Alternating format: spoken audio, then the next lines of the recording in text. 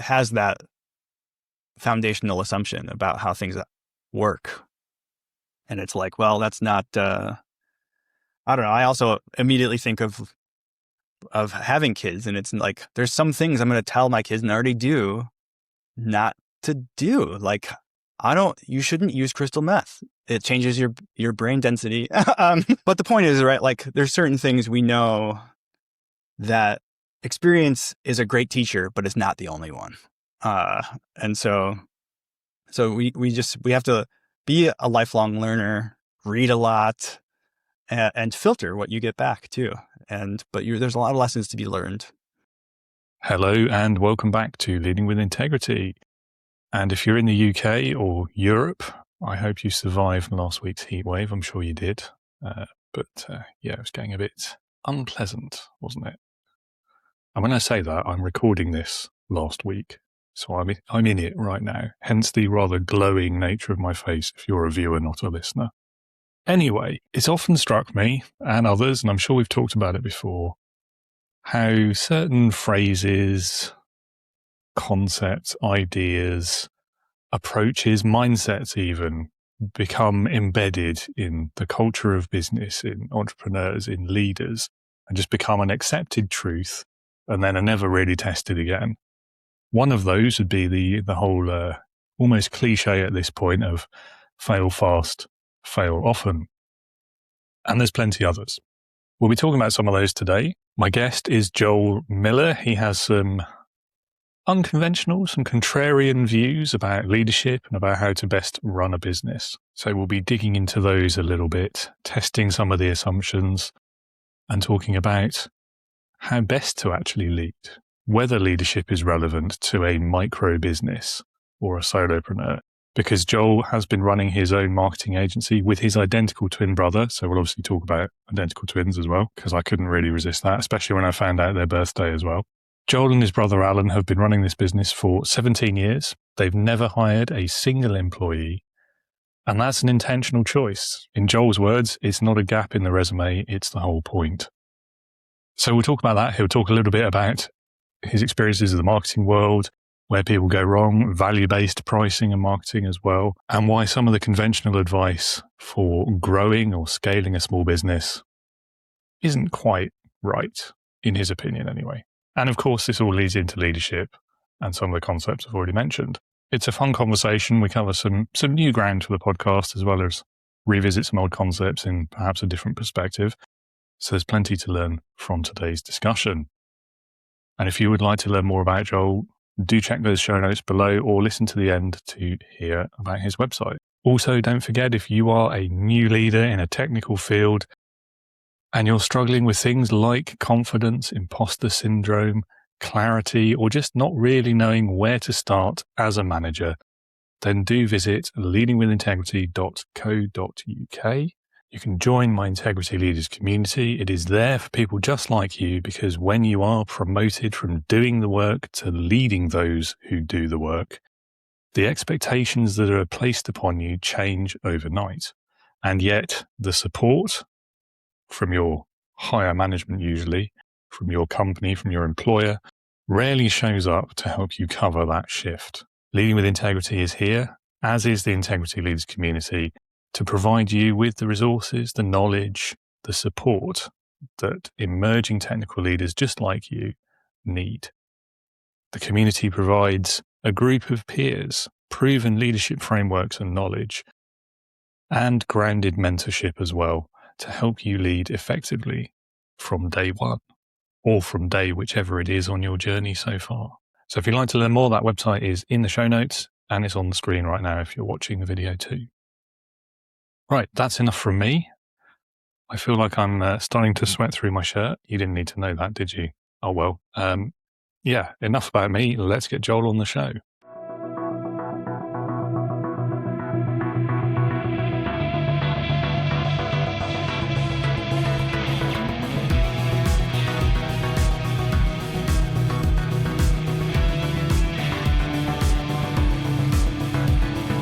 Welcome to the Leading with Integrity podcast. Leadership talk for the modern manager. With your host, David Hatch. Joel, welcome aboard to Leading with Integrity. It's lovely to have you here today. Thank you for having me. Yeah, great. Thanks for being here. So I'm going to push you into the deep end, I'm afraid. Yeah. Please introduce yourself. Tell us a bit about your business, your career so far, what you do, why you do it, all of that sort of stuff. Yes. So my name is Joel Miller, and I'm a co-owner of The Sky Floor. We're a digital marketing agency that really focuses around solving people's problems and helping them achieve their goals and outcomes. Now, that sounds really like, what does that mean? And the truth is, I can't tell you because I don't know what your problem or goal or outcome is. And so we have those conversations and we work towards that solution in the digital space. Usually revolves around websites, usually ads, organic strategies, all those kinds of things. And it's my identical twin, leap day born brother and I who run it. And we've stayed intentionally small. It's just the two of us after 17 years. We've been able to grow in 10 to 15% per year we've been in business. And we do that a lot of different ways, but we keep it just us because that's what we want out of this. Okay, cool. I have to say that made me chuckle. I don't know the answer. Very good. Very good. Yes. I know you're supposed to like niche down, right? At every turn. That's like everyone says, like they want us to be, you should be the digital marketing firm or the website company for lawyers. And you make the landing page for them and you sell only to them. It just hasn't panned out in our business that way. And I love that actually. If I only worked with lawyers, I'd probably just fall asleep on every call. I want to learn about new problems and help solve them. And that's the part I love about it. Yeah. Lawyers are boring. Gotcha. Yeah. Boring, but useful sometimes. Well, yeah. Okay. No, I know what you mean. And that's something I really struggle with in leadership work as well, because in my brain, I'm convinced and always have been that leadership is a universal skill. It's useful for anyone in any context. Yes. And we're probably going to get to that a bit later anyway in this conversation. But from a marketing perspective, being told I need to niche down or whatever, right? I really struggle with that. Yeah. I'm bad at it and I don't want to do it. Right. Yeah. And, we've actually tried that because, so we end up working with a lot of nonprofits. We've worked with a lot of, like, there's been some categories that pop up more. And so I've made landing pages that are only for those businesses. And it just doesn't, it actually like does the opposite of what people are saying. It makes me feel more fractured. And like I'm chasing this thing down and the leads aren't coming. Meanwhile, the people are still reaching out in every other industry, like a random grab bag that they're just tossing on our laps. And you go, why am I spending time trying to focus somewhere? And the people I'm focusing on, they could care as much as anyone else, but they aren't caring. And so this is a waste of time. Like I should be focusing on the people who are coming to us and understand our value proposition. Yeah, absolutely. Fractured is a great word there. I definitely get that. It's more things to remember, isn't it? Like, yeah, it is. And there's already enough to remember in our lives, I think. Absolutely. Yes. Yeah. And so the identical twin thing as well, that is interesting. And born on a leap year. Yes. Leap day even. So does that mean you're only like 10 years old or something? Is that? Yeah, we would be, that's right, 10 and a half as of February. So that was a good guess. Yeah, it's good. 42 cool. to do the math. Every 4 years we get a birthday. Yeah, it is cool. We really enjoy it. So do you really only celebrate every 4 years or do you just do it on the 28th in the off years? Like the age old question. I mean, we do celebrate in the off years. People are always like, March 1st though, right? Or is it February? And I'm like, it's a February birthday. It is not the day after the last day of February. It just doesn't actually exist. You can't make it real because it's the summation of our extra time on the planet. I mean, there is that. The other way to look at it is if you don't do March the 1st, you're giving up a day every year. So you could be going extra days of that's true. Like 41 or whatever before you turn 42. So there's an appeal there, isn't there? Well, that's true. That's the other option is like we could do a birthday on the 28th and on the 1st, like just have both days. Or maybe it's fractions of a second at the end of every day. Oh, you're just until getting greedy now. no, you're right. Because if we take that, then we have to forfeit the actual day when it accumulates, I think. So yeah, that would be reasonable, wouldn't it? Yeah. We want to be reasonable about this. Definitely. So a business of two. Yes. I'm a business of one, so I totally get the appeal of this, but it feels like for a lot of people when we talk about like business growth and all of that sort of thing, that one of the main ways to grow is headcount, isn't it? Yes. And that's how a lot of people measure the success of a business. But you're obviously refusing to do that. I'm with you. No spoilers, but I'm with you on that. But I mean, why do you now see that as more of a competitive advantage rather than a limiting factor? Right. It can be limiting if you're not the kind of client who wants a small team. But I would argue that up until, we've even worked with a Fortune 500 company before. So it's not necessarily limiting in any, but I think it's a benefit for our clients. I think it's, you talk with me, the business owner, during the sales process. I make the proposal. I talk to you throughout the project. I own every piece of that. I do the work too. So I'm responsible on the call with you to the work I said I would do and how it's going. I just hate seeing our friends who run agencies and they have all these employees. They have the project manager, the salesperson. They're usually only involved at the very beginning and when something's going wrong. And the rest of it is this really messy game of telephone. Like the kids play around a table. It always becomes a potty word by the end. That reveals that I have an 8 and 11-year-old. And then the owner gets on there when there's a problem and they have to throw their team under the bus basically to make it work. And I want to own our work, our mistakes.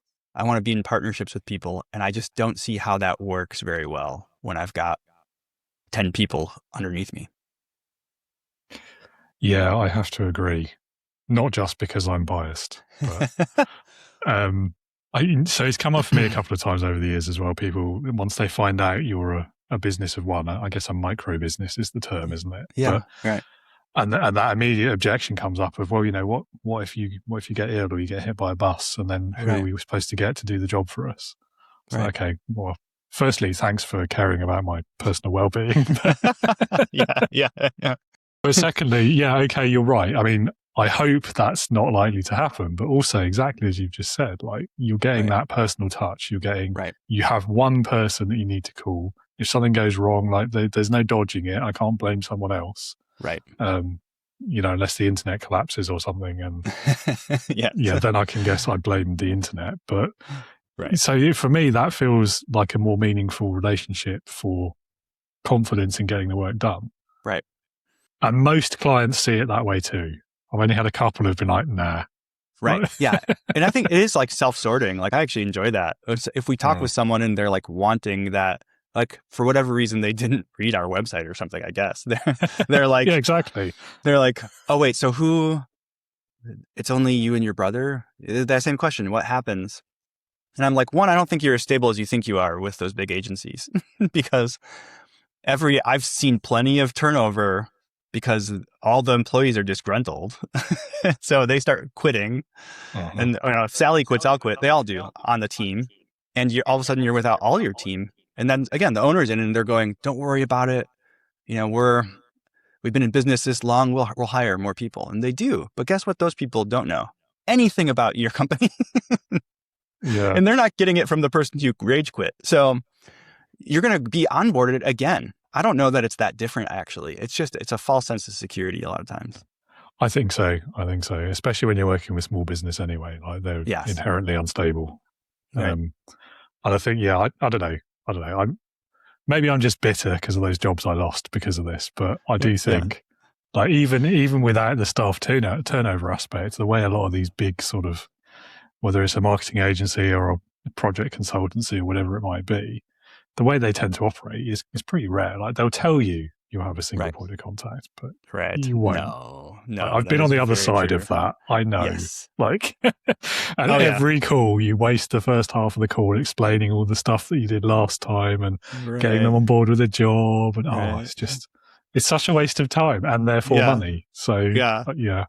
And I don't know, have you ever white labeled for anyone? Because that's also funny. because it's like where we've had that happen over the years. Kind of, maybe it makes more sense in our world, but, and, for a season, like, which I think is just the most outrageous circus show ever of like, all right, we're going to give you our email. We know you don't work for us, but, we want you to operate as someone on the team to the client. And I'm always like, well, one, they can just Google me. Like, I'm everywhere. Like, they're not going to find out that I work for you. I'm not on your website. So why are we even doing this charade? That's weird. But two, I've seen that enough to know, like, a lot of times when these clients who object to and go to a bigger agency, they object to the small one. They're getting that. They're getting a bunch of 1099 contractors anyway, who have the ability to leave anytime they want, typically. Like, there's nothing holding them there. And so, again, it isn't as stable as it might appear. Yeah, I mean, in theory, there are laws in the UK, one specific law about contracts or relationships. Okay. And because it was being used as a tax dodge, Right. people were saying they were a contractor when they were really working full time, and therefore they could manage their tax differently. But yeah, I think quite a lot of it still goes on, to be honest. Yeah, because it's I don't know if it's the same there, but in the States we have that same kind of thing. But like it just has to be that there's no guarantee of ongoing work, right? Like that, like it's kind of a loosey-goosey definition, but it's like it's a project. You're getting hired for the project, not to just invoice constantly or be on a salary. And so that's what makes it even less stable, right? It's like, yes, by law, the contractor has the ability to leave whenever they want, or they're an employee. So, yeah. The other test here as well is ease of replaceability, I guess is the word. I don't know what the actual legal phrase is, but so again, it's that exact same problem. Like the contractor, in order to be legal, they have to be able to be replaced easily and immediately. Like yes, exactly. So if that's you're looking for an agency out there and you're listening to this, you might be getting that and you don't know it. But you can always contact guys like David and I, and you know what you're getting. Absolutely, yeah, for good or bad.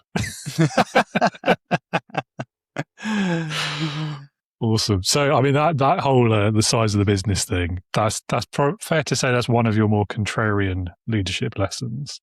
Can you share some of your other ones? So one in particular that jumped out at me when I read your profile was this firm now, flexible later methodology or mindset, I guess you'd call it. Right. Yeah. I mean, when I say that firm now, flexible later, I think it's like the best partnerships we have in our business have lasted 5 or 10 years, but they start with like being very early on usually, but holding the line on something. So I think there's very much a time to like draw some boundaries and say, no, this is the scope of the project. No, I can't do that without getting more money for that or changing something else in the scope, or just like even something practical personally, like the late night text and it's not a real emergency. And you're like, I'll do it tomorrow morning. But when you do some of those things, you set some of those firm boundaries, all of a sudden it opens the gate to kind of be generous with your time, to be flexible later on. And that builds like an insane layer of trust because they know you don't get walked all over, and yet you're offering this to them. So I think there's really something to be said about like forging a relationship and partnership, to have some of those boundaries. And then because you made them, you can break them intelligently to offer some value. Yeah, I really like that. And I guess I'm kind of the same, but I've never really thought about it. But like the longer I've worked with someone, the more flexibility they will get. Like the more extra bits I might do without charging, for example, the more forgiving I'll be of the last minute request or whatever it might be. Yeah. Right. Yeah. And it kind of works that way, like in all of our relationships. Like we earn, and I recommend don't keep track of this if you have a partner or spouse, or don't keep your list of things, but there is relational capital, right? Like, and trust is earned and built, and respect is earned and built. And so I think it's just the same way. In a lot of ways, we just need to apply healthy relational standards to our work relationships too. Definitely. And I quite often complain about like work culture and how we need to bin this whole money for time dynamic and make it more about money for value. Yes. And I think this is actually the flip side of that argument. Like the benefit of doing that is people will do a bit more as well. Right. Like it's Right. not just you're going to get less. Oh yeah. And it's so hard to like pitch that in a sales call, Isn't like, it? or a client, like, I promise you, and I almost don't want to too. I promise you, like, it gets so much more flexible the longer we know each other. And if you're paying like this value price that I'm pitching, that's what you're getting over time. It's like, what does that mean? Well, never mind. I'm not spelling it out for you. There has to be some layer of trust even at the beginning. You just have to wait and see. That there's benefits to this kind of relationship. But I'm with you, I'm totally with you. I'm sure like hourly billing is crazy. It doesn't define anything about the actual value of what someone's getting. And time is not money, I'm sorry to say out there. Now your time is valuable, but that's not the same thing. Absolutely. And yeah, so people have to, that's the number one thing, like a solo operator, or even honestly, these agencies, they run basically, it's kind of just like a weird employment agency or something sometimes, because they're just hiring people under them, hoping they book enough hours at the right margin, to the client. It's like, you're not really a marketing agency. You're just an employment agency under a different banner. But a lot of it's hourly billing and time and cost. And it's like, no, get out of that mindset, because everyone's actually suffering. You have your value defined to the client, and they don't know how they're profiting probably either. Yeah. I guess that's why things like timesheets and tracking hours and just billable hours and all that is because it's easy. Like you don't have to think too much about that. But right. I think of it in terms of like, so if you think of like a consumer good or something, like a physical product, if they applied that logic to those, they'd make like pennies, wouldn't they? Because because the markup they get on that, according to like time spent to produce it and cost of materials, is ridiculous, isn't it? It's hundreds of % probably. Yeah, and that's like, it's one of my favorite things to attack when people are questioning, why don't you do hourly, or can I see your hourly rate? And I'm like, you cannot, and this is the reason. We already know, you innately know that time has nothing to do with the value of something. And the value, there's a lot of factors in value, but one of my favorite ones is I can get you a Timex watch that tells time, and I can get you a Rolex that tells time. They both do it. You don't walk into buy the Rolex and say, I'm just here, I want to make sure that it took you, what's your hourly rate? Even if it's $1,000 an hour, like you're not going to be like, I just want to make sure it took 50 hours to make the $50,000 watch. Because it's got to be a lot more time than the Timex, or it doesn't make sense to me. No, that's not what you're buying. And so same thing with cars. You buy the Lexus, you're not like, I want to make sure it took more time to make the Lexus than the Toyota, framed counterpart, chassis counterpart. No, it's not how we think about it. You buy these things for other reasons. And so as a business owner, we need to pull those levers, figure out how to communicate our value beyond the time it took to produce what we're gonna do. Yeah, absolutely. Yeah, I mean the car one is interesting as well, because obviously they're built by robots, so it's not costing anyone's time. Exactly. Right. Yeah, I want to make sure that we divide out the R&D to build the robots. Yeah. No, I guess the cost of those machines is pretty high as well. But they must make that back on like 3 cars though. So. I would imagine.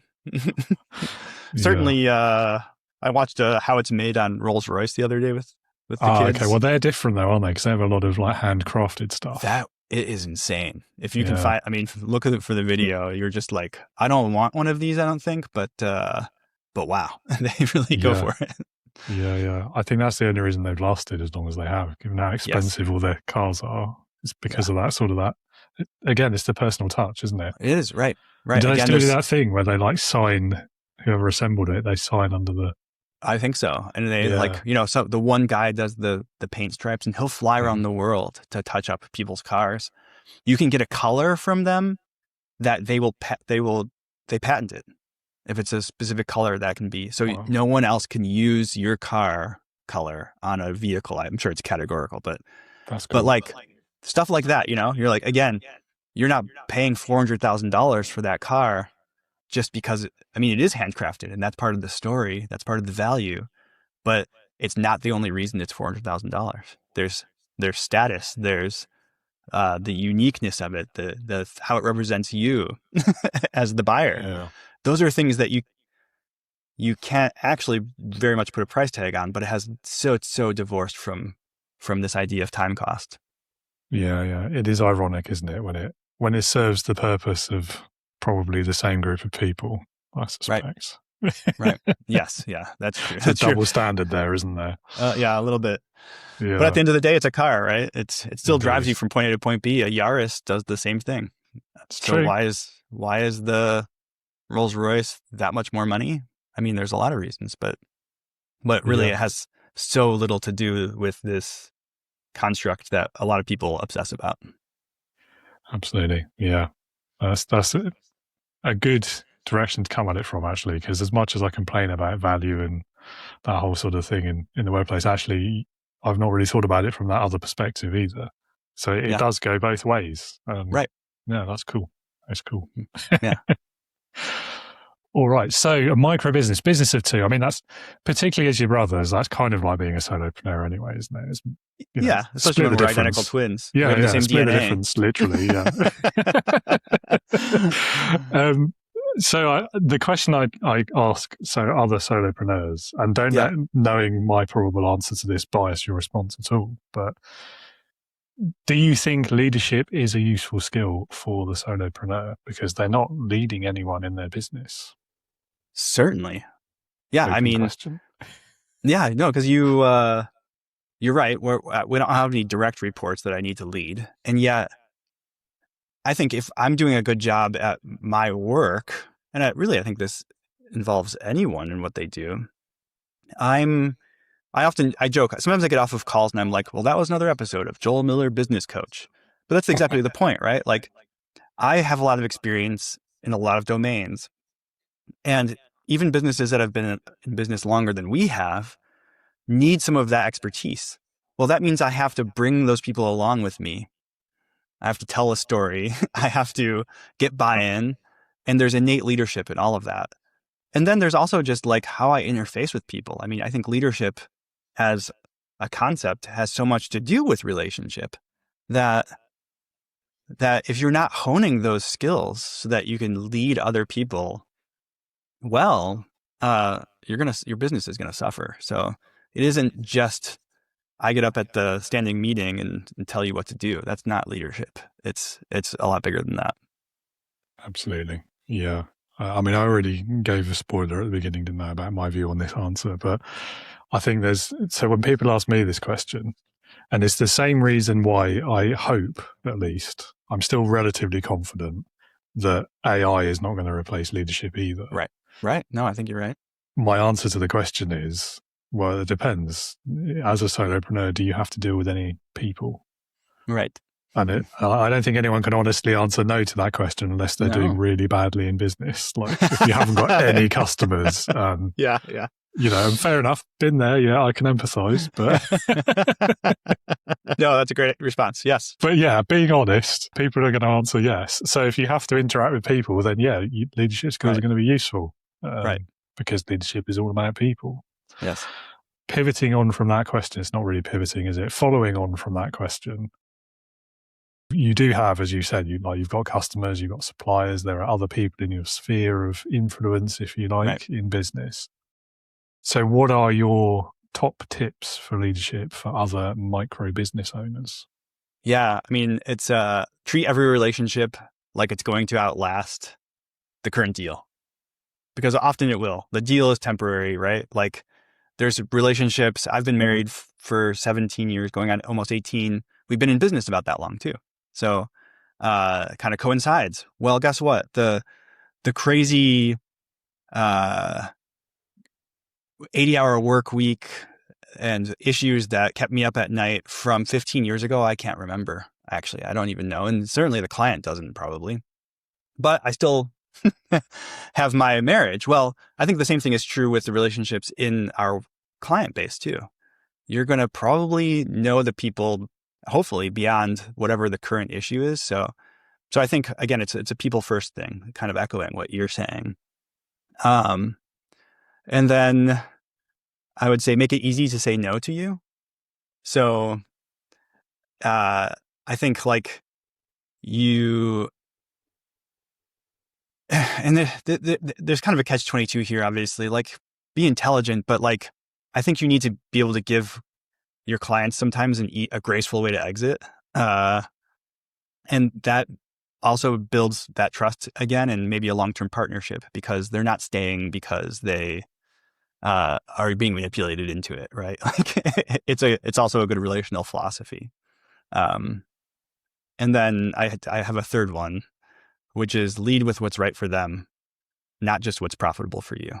So it's kind of all based around people, right? Like I've had times where I've recommended competitors, and every single time that's come back to us with a referral or a returning client, and more often than not, bigger deals. So like I just zero-sum game thinking. I can't get behind. Yeah, I'm with you there as well. Definitely. I mean, make it easy to say no. I love that. I mean, we can take that from a different angle for larger organizations too. Like make it easy for your people to say no to you when you're a leader. Because if you're not doing that, if you're creating that environment where they're afraid to, what's the phrase, push back? I'm not a fan of that phrase, but to like raise questions even, or problems, then things go wrong pretty fast, don't they? Yeah, no, it's true. It's true. You're not going to do your best work if there's that environment. I often talk about like this idea, because I've seen so many toxic agency relationships. Like we'll come in and basically save a client, and we have to work with the old agency for a minute, or we hear the stories. And it's like, yeah, you want to have this environment where there's actual honesty. People aren't like tallying all the wrong things everyone did and coming up with gotchas. Like, again, in our relationships personally, we all hate when that happens. Why do we do it with our work relationships? And those are some of the times, if that persists and you can't get out of it, like that might be a client to walk away from, because it's probably going to crash and burn anyway at some point. Yeah. I mean, it echoes your first one as well, doesn't it? I mean, that kind of the longevity of the relationship. Yes. And I don't know. I mean, it's just a nicer way to behave, but I do think as well it's more profitable in the long run anyway. Yeah. So, and I think like I totally agree. You have to be genuine and authentic with it. Like if it's a strategy for profit, it probably won't actually work, because there's something will feel a little bit fake about it. But you're right. There's this added benefit that's it. Yeah. Yeah, it's the side effect, isn't it? Right. It's not the why. Yeah. Yes. Absolutely. Which I think is true for a lot of like good leadership behaviors as well. Yeah. Particularly from business owner point of view. You do these things because they're the right thing, but they also happen to usually result in better bottom line too. Well, we're flying through these questions, which is good, I guess, given that we're also doing tangents in between. Yeah, exactly. One of my hobbies lately, which has come up a lot in episodes, is finding well-known cliches, finding the real truth in them in a situation or a practical way. Yeah. However, we're going to go a different direction with this question, because there's one of these that, again, like I saw it in something you'd written and it triggered me in a memory kind of way of, oh man, I remember when that guy said that at work and we all cringed and it was awful. And that one is fail early and fail often. Yes. Now, I know where it comes from. I understand the logic and there's that whole agile mindset behind it. And but I feel like also it's been co-opted by the entrepreneur bro culture rubbish. Yeah. I mean, your controversial take on it, which I have to say I don't think is very controversial, is that it's terrible advice. It's terrible advice. So from your perspective, why? And why is it actually harmful as well? And what should we be saying or thinking instead? Right. I mean, fail early, fail often, at the very core, isn't setting you up for success, probably. I mean, that's just kind of common sense. But honestly, it's like if your child comes to you and they're like, I got the math problem wrong again, Dad. You're not like, well, you just haven't failed enough times yet in order to learn how to do it right. No, you actually say, okay, let's talk about what you did. Here's how you approach it. Let's work through it. Right. So like, I think the difference is coming up with this idea that like it's a badge of honor to fail is just kind of it's a negative thing overall that I have to like fail enough times to learn the thing. We completely skip by that you can learn so much without failure. That it doesn't have to be the only mechanism for learning. And I also think like that it kind of makes it feel like it's the goal of trying versus the byproduct. Again, there's a byproduct of taking smart risks. So there's like a difference between I'm willing to have setbacks while pursuing something ambitious versus like, I'm just going to run experiments until it fails because that's growth. Yeah, I think it kind of merges and ruins a whole bunch of different concepts that on their own make a lot of sense. Like, yeah, right. So the scientific method, for example, like you experiment, you test your theories, you find the failures, and then that leads you eventually to the right answers. Right. I'm not sure in business though. Yeah. It necessarily applies. And then the other thing, like it grew out of the software space and that whole agile methodology, didn't it? Where in that very specific context, it does make sense. Right. To a point. Yeah. But yeah, I don't know. I do see value in learning from mistakes. Of course. I don't think anyone seeks out mistakes necessarily, or should. Maybe some people do.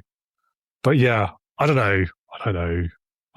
I think the other problematic thing with it as well, and the maths problem there is a great example there. If your logic is internally that you won't succeed until you've failed all of the times and failed all of the other versions to get to the right answer.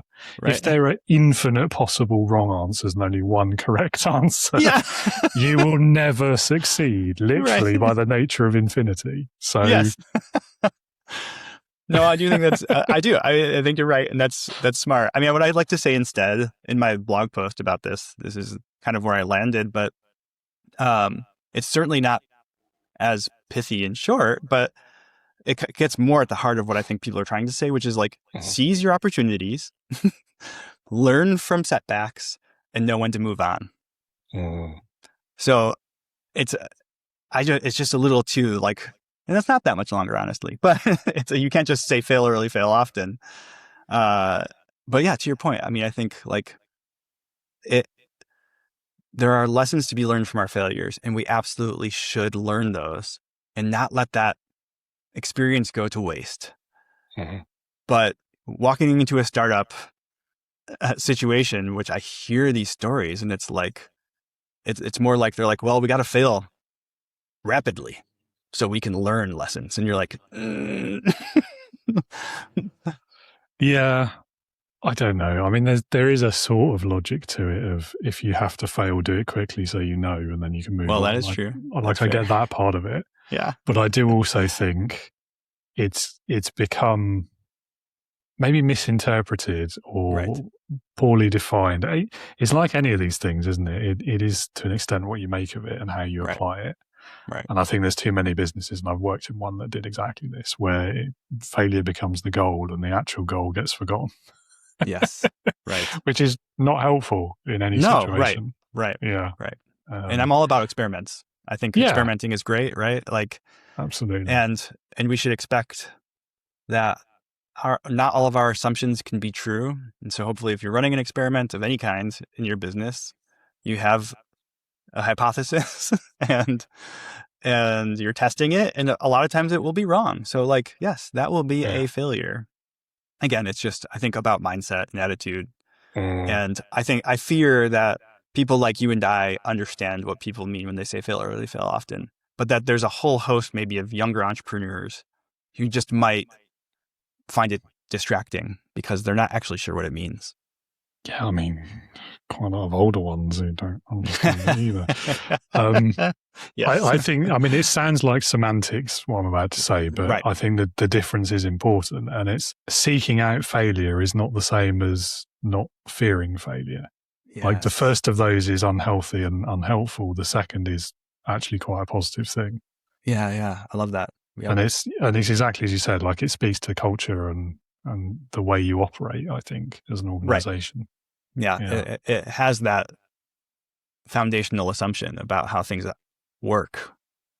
And it's like, Yeah. well, that's not, I don't know. I also immediately think of having kids, and it's like, there's some things I'm going to tell my kids, and I already do, not to do. Like, you shouldn't use crystal meth. Yeah, I mean, right? feels like that's quite a major one to jump to. Is something you want to feel first on your list? But yeah, yeah. When I tuck them in every night, I pull up the blanket. Just remember, don't use crystal meth. It changes your brain density. But does it really? I didn't know that. Yeah. Oh yeah, yeah. But the point is, right? Like, there's certain things we know that experience is a great teacher, but it's not the only one. And so we have to be a lifelong learner, read a lot, and filter what you get back too.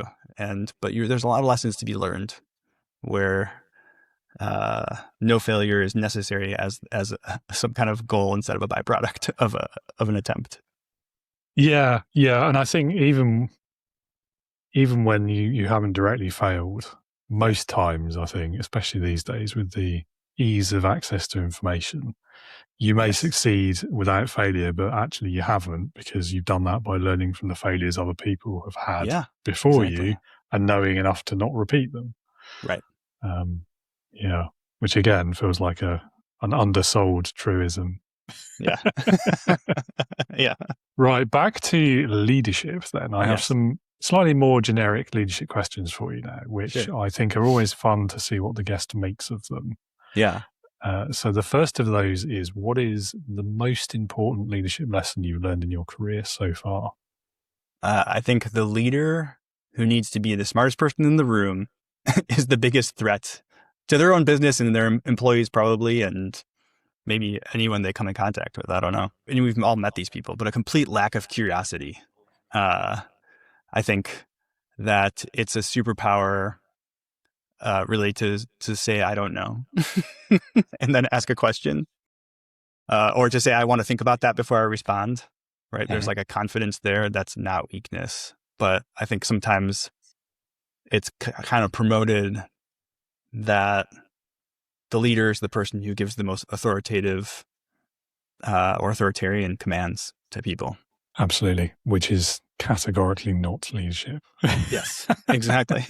I mean, I guess it's a form of leadership if you're thinking like 100 years ago and when autocratic leadership theory was the norm and that sort of thing. But yeah, it's interesting, like particularly those trying to skirt around politics now, but those leaders who feel like they should be the smartest person in the room, but they definitely are not. Yeah. They're the ones who are the real danger to everyone. Right. Yeah. Right. No, totally. There's a lot of things to unpack in that kind of myth of leadership. It's probably, it's routinely in my top 3 myths of leadership when I talk about those. And that kind of expectation that leaders put on themselves. I think a lot of it is like the social pressure of it, the self-imposed pressure as well. Like you're projecting a little bit and you're looking out at those faces around, sort of looking up, waiting for you to give the answer. And you kind of in your own brain. And it's so easily done. It's very human. And it's kind of a product as well of probably the leaders you have worked for yourself in the past too. But it's so difficult to break out of it once you get stuck in that. Yeah. And it's harmful to yourself as well, like not just the people you're leading, because it's unattainable. You're never going to do it. So you're opening the door to feel terrible about yourself all of the time. Mm-hmm. Right. I mean, it's not about just being in charge, right? It's like, it's about the conditions you create, I think, with your team or the people around you or your clients that can lead to people coming along in a productive way, in a willing way. Yeah, I mean, I would just ask leaders who think that way, how does it actually make you feel day to day? Right. Because I think I know the answer, and it's not great, is it? and then you've got to also think about, if that's the example you're setting to the future leaders in the room, you're also going to create people, you're putting others in that same situation in 5 or 10 years' time. They're also going to feel pretty horrible about themselves. Is that what you want for them as well? And right, yeah. Yeah. There's a whole, just a little bit of self-reflection, I think most people would be like, actually, yeah, this is stupid. Yeah. Yes. The personality who wants to just be being in charge is their kind of modus operandi. Those are the people who have a little trouble sometimes with self-reflection. Yeah, this is a fair point. Which is probably one of the big answers to why are there so many bad managers in the world. Yes. Yeah, so the other final thing I would make on that one is, and I've said it many times before, everyone in the audience, if they've listened to more than one episode, have heard me say this, almost certainly. But the other problem with being a leader who thinks your job is to have the answer, because it's impossible to always have the answer, that then practically speaking becomes, I need to come up with an answer, which often ends up being the wrong answer. Right. No, exactly. And I've been there and done that and made that mistake many times. So it's a hard-earned lesson, that one. Yes. Lovely. Okay, now this is probably my second favorite question. Yeah. Because I've had some genuinely inspirational answers to this one, but no pressure. It's, seriously. Yeah, okay. Yeah. So what is your best memory of being led? Ooh. Okay. So I was thinking about this. What's my best? I feel like there's probably a more businessy answer than what I'm going to give you, but it's the one that just kept popping up. So I had to articulate it. And that was when we were young, like high school aged, I made a mistake, a very public one, that offended a friend in front of, let's just say, the whole school. And ouch. Yeah. So as you might imagine, that did not go over well with this friend nor our entire friend group, and led to an ostracizing happening, just like people being livid and a lot of frustration and anger and all these things. And one of our friends came up and was basically like, one, is this how you want this to end? Because that was our senior year. As the end of senior year. Two, is this also who you claim to be? Is this who you want to be? And not what you did, but how it's going now. And so she asked those questions, which was like, oh man, that's some cold water. No, to both of those things. And then she facilitated a reconciliation. So just like the courage that she had to come out of the social norm that was happening in our world and go against what everyone else was just like, that's it. It should be over. It's this is the worst thing that's happened. Very, teenage drama at this point. But nonetheless, the lesson's the same. Like she went against the popular thing and thinking, put herself out on a limb, then challenged me to something higher, and then gave a step for it to actually happen. I mean, that is so impressive because of the age at the time as well, like having that confidence and the wherewithal and just, I guess, the grit a little bit as well to actually do something like that in that situation. Right. Yeah. Teenage years are not my strongest for leadership, if I'm honest. So all the more impressive, Right. Yeah. Gosh, I mean, she really saw through, I think, the whole thing in a sense, and was just like, no, I'm not going to sit here while my community basically falls apart at this critical time in our lives because no one will step forward and say enough. Yeah. Impressive grasp of values and priorities as well.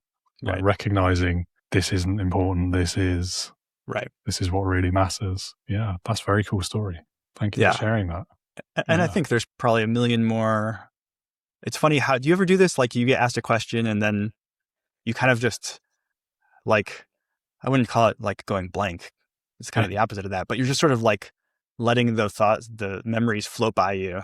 And if you one keeps turning up, I'm like, well, I guess that's it. I got to explore that because Yeah, I do have that quite a lot, multiple answers and struggling to choose the right one. Yeah. Right. It's because I haven't done the exams for so long, I think. Yeah, I've lost exactly. that skill, right? Yeah, that's right. That's right. Since we're talking about school. Something that always strikes me with that question, it's pretty rare that the answer is recent in the person's life. And I don't know what to glean from that. Yeah. And even my own answer to it as well is probably pretty early in my career.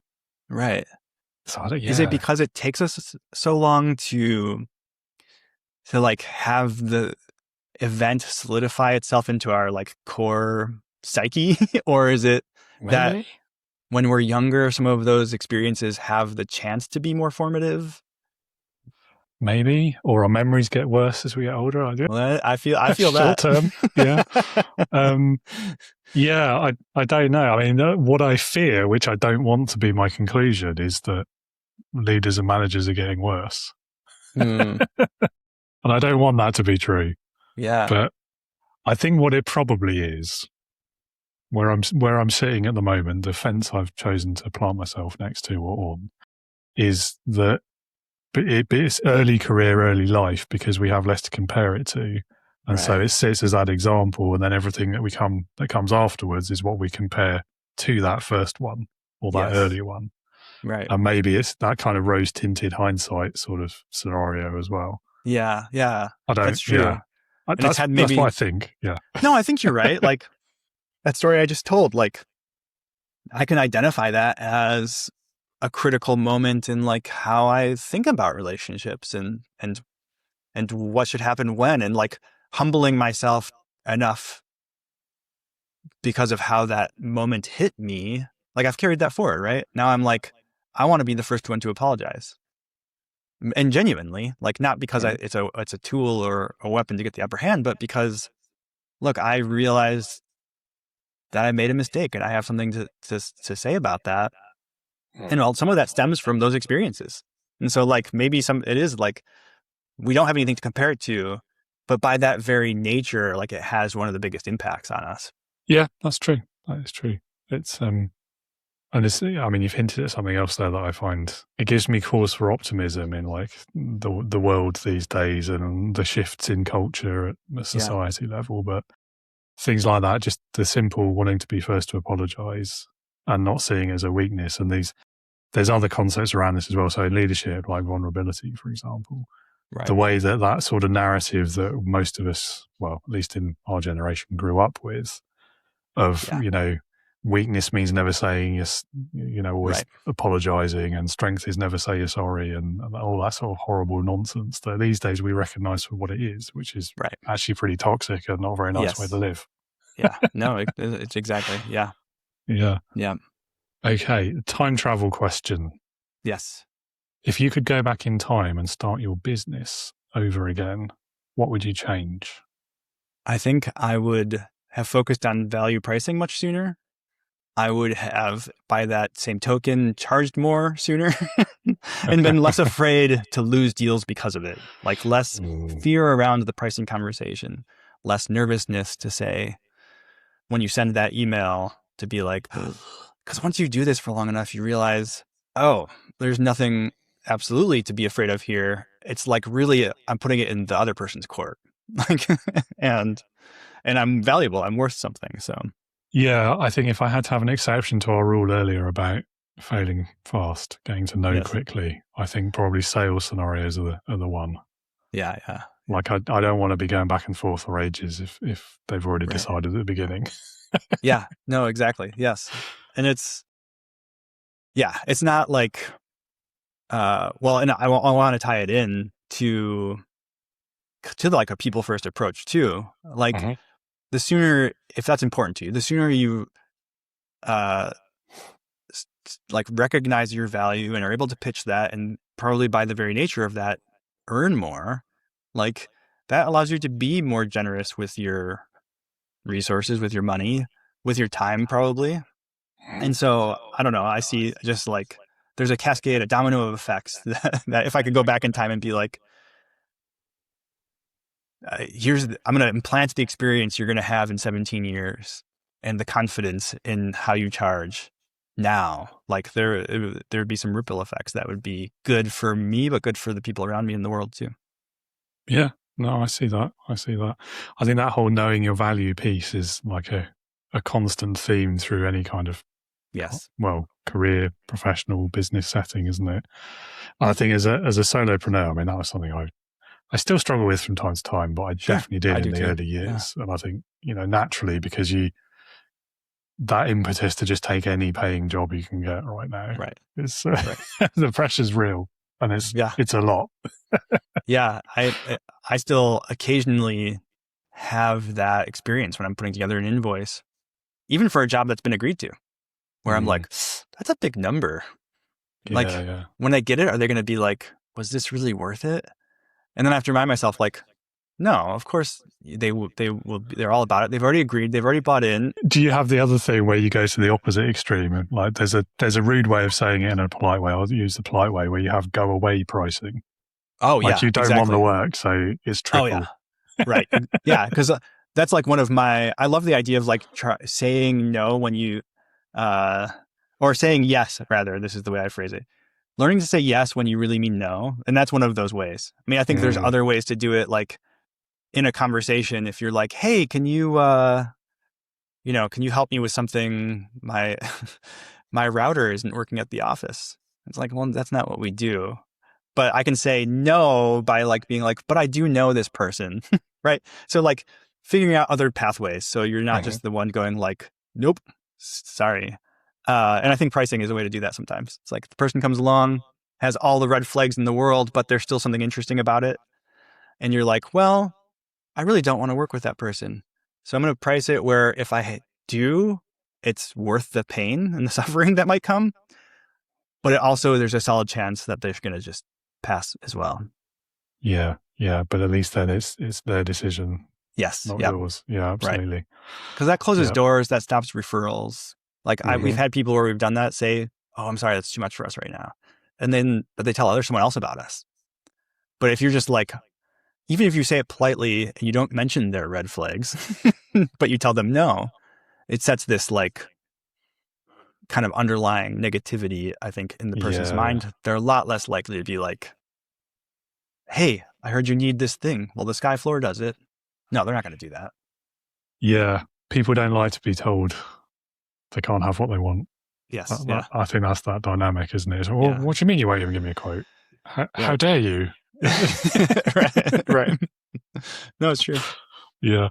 Although if it were me, like I'd be getting anxiety about the referral though. So if I've given them my extra high pricing and they've said no, then they've sent me someone else. I'm like, oh no, now what do? Do I give them my normal pricing or the extra high? Oh.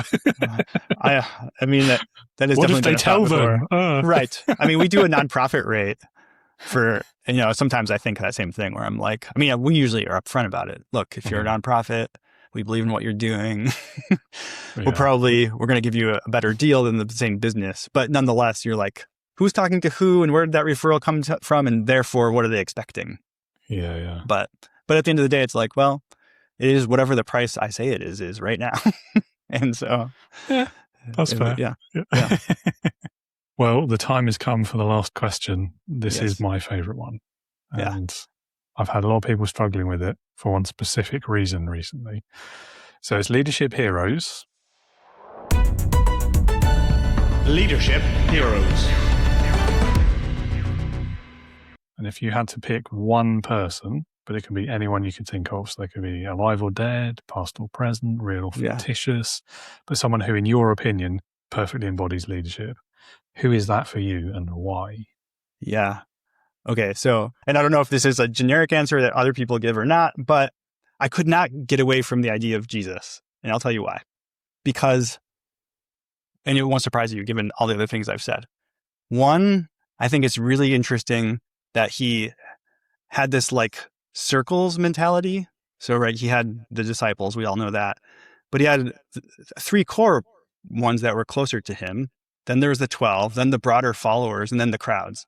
And I think there's a lot to be said for like, one, how we recharge ourselves as leaders through that. So like, I think we need a core group of people and that are close to us, but then like a little wider net but also like when we're influencing people, it helps to have these kind of circles and rungs of influence. And I think there's like a cycle there of recharging and influence that I take from that. And then this one might be people's first reaction if they are using him, but like the washing of the feet. I mean, just showing a servant attitude towards the people you interact with, the very people he's supposed to be leading. I mean, not to get into like all the religious history, but like the disciples called him rabbi because he was their teacher, right? And then someone in that position should never lower themselves to washing dirty feet, and he did it. So you see this example of a servanthood and then this example of these kind of circles that expand out. And so I just think like that even though he can be obviously divisive, and there's some philosophically challenging things I think for a lot of people, but I just love that he led, but did it in the trenches. He got on the floor. He did both things, and I find that inspiring. Yeah, so it won't surprise you that he comes up a lot.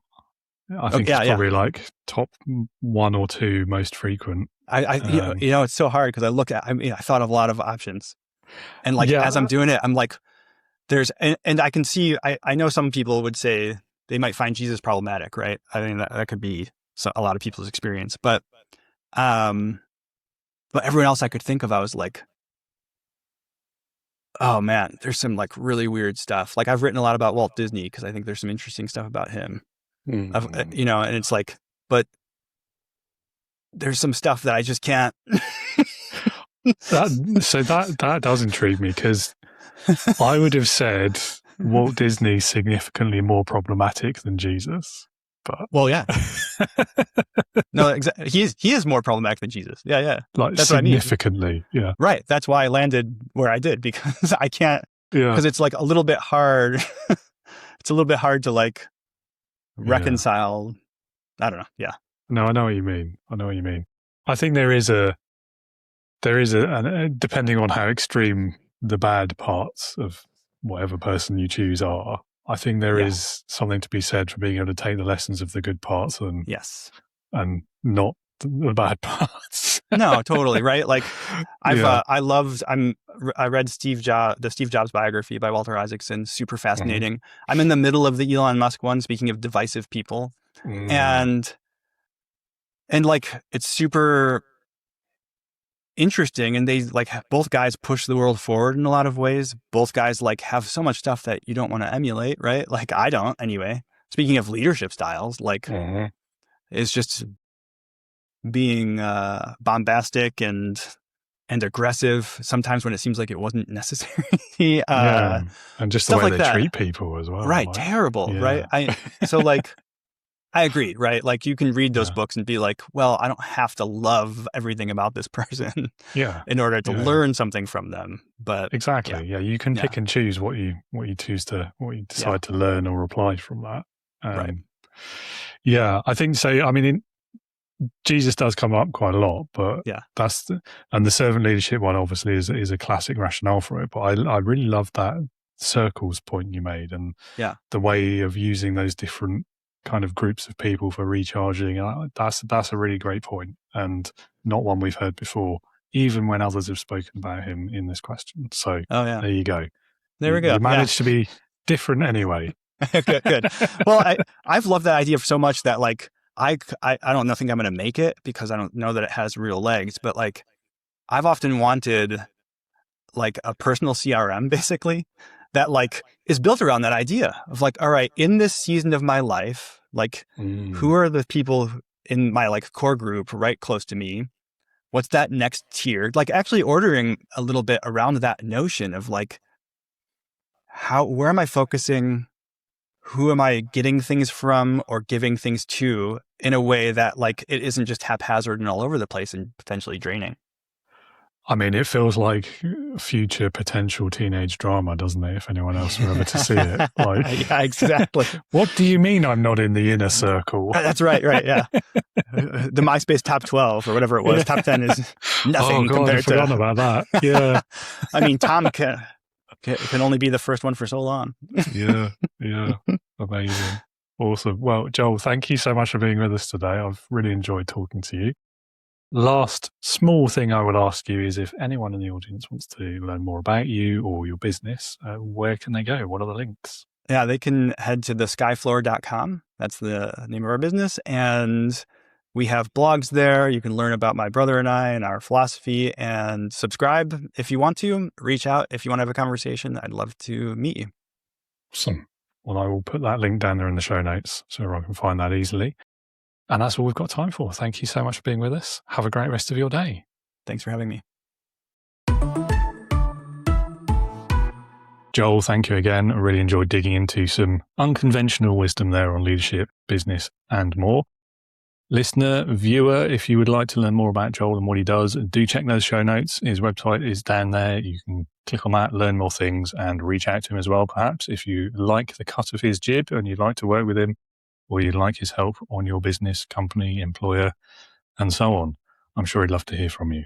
And as I mentioned at the top of the show, if you are a new or struggling technical leader working in a highly specialist company or environment and you are looking for some leadership support, do visit leadingwithintegrity.co.uk.